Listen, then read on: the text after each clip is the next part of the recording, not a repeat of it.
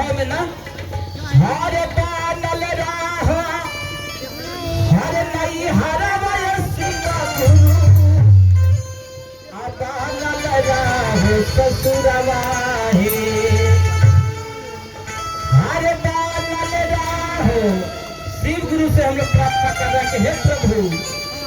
पूरे परिवार हम लोग को बनल रहे, कोई न उखड़े। अच्छा आप लोग चाहते हैं कि हमारे कोई पति पियाक निकले, आप लोग चाहते हैं कि पति पियाकड़ हो जाए, तो वही तो कह रहे हैं भगवान से हम भी कि बनल रहे प्रभु, किसी को पति पियाक न बने, किसी को बच्चा लंठ न बने।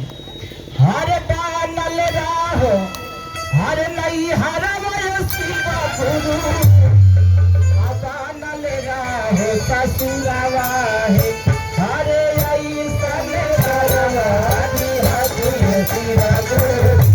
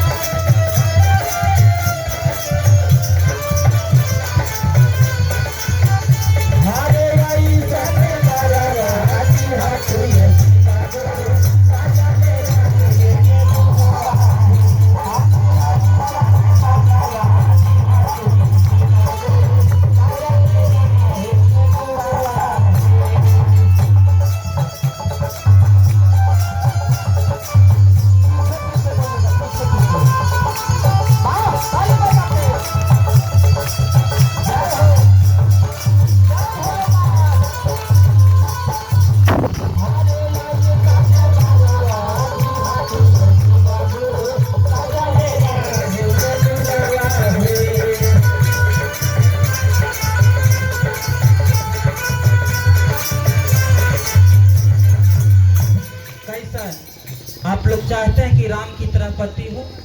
आप लोग चाहते हैं कि लक्ष्मण की तरह देवर होना चाहिए। उस समय में त्रेता युग में एक देवर भाभी को माता की समान दर्जा देती थी, लेकिन आज ना, आज उलट गई हो, भाभी तो भाभी हो, लेकिन पहले माता के दर्जा दिहल जाला। हर नैहरा में दीहा हर भाई रे भतीजावा हर ससुर आवेला हुआ तुम्हारा